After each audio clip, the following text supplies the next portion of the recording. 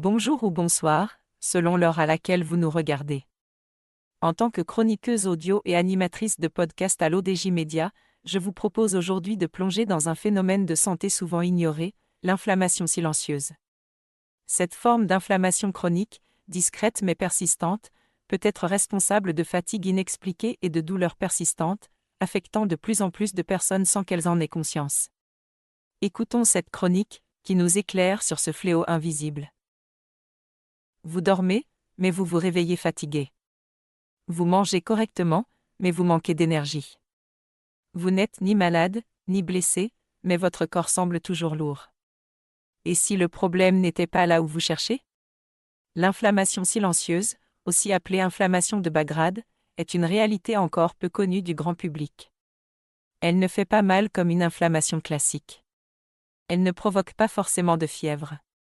Mais elle agit lentement, profondément, et épuise le corps de l'intérieur. L'auteur explique ici que cette inflammation est souvent invisible, mais qu'elle peut avoir des effets profonds sur notre bien-être général. Qu'est-ce que l'inflammation silencieuse? L'inflammation est un mécanisme naturel de défense. Quand vous vous blessez ou attrapez une infection, votre corps déclenche une réaction inflammatoire pour se protéger. Le problème, c'est quand cette réaction reste active en permanence, à bas bruit. C'est ce qu'on appelle l'inflammation chronique de bas grade. Elle ne se voit pas forcément. Elle ne s'entend pas. Mais elle est bien réelle. Les signes qui doivent alerter.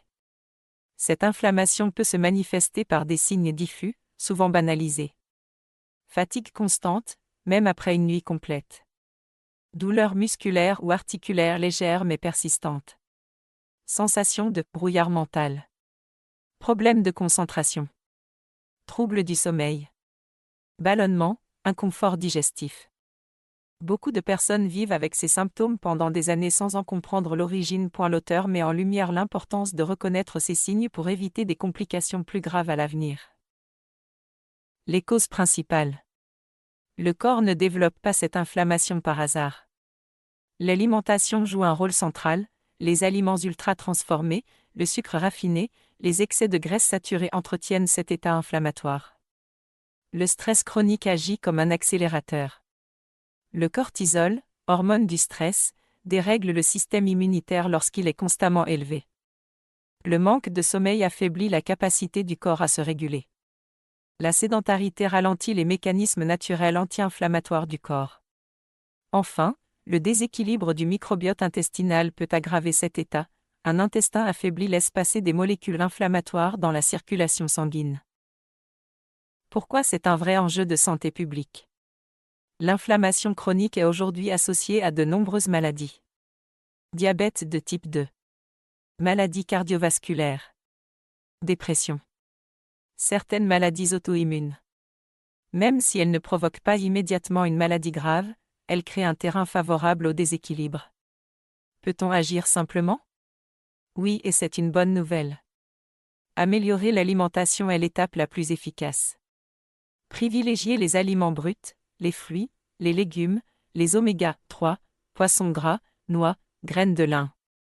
Dormir suffisamment est fondamental, le corps se répare pendant le sommeil.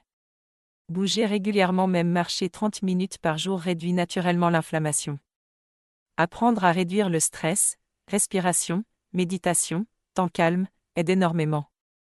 Il ne s'agit pas de devenir parfait.